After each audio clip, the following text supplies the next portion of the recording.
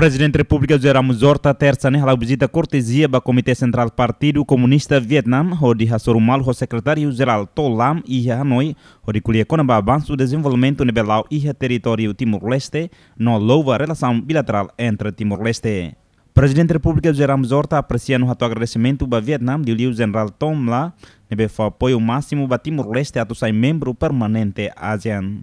Quando a adesão da ASEAN per horta hatura optimismo katak e da nebele acontece a cimeira ASEANian em outubro a novembro rihunruaro no Lima com a contribuição potencial Timor-Leste nian ba ASEAN. Se festado observa katak desde nine visita icus ba Vietnam e a fulan nen liuba Timor-Leste halo ona progresso significativo tamba presidente traça katak que tinan rihunruaro no Lima ne governo Timor-Leste se foca ba infraestrutura, estrada nacional no rural, agricultura no escola sira.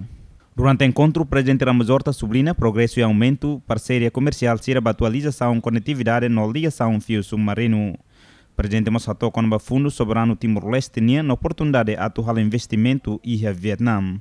Secretário-geral do Partido Comunista Vietnam, To Lam, foi bem-vindo ao presidente Horta no ato agradecimento ao presidente José Ramos Horta na presença e a Fórum Futuro ASEAN, Nian Badala Rua e Hatinan Idane, onde destaca crescimento excelente e desenvolvimento na relação bilateral entre a nação ruané.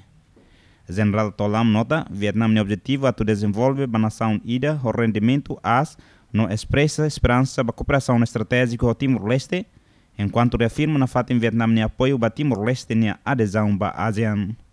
Secretário-geral Tolam afirma que Vietnam lá a questão ao Timor-Leste na nação rua e a consenso e a respeito roto lhe o apoio Vietnam niamba Timor-Leste sai membro da ASEAN.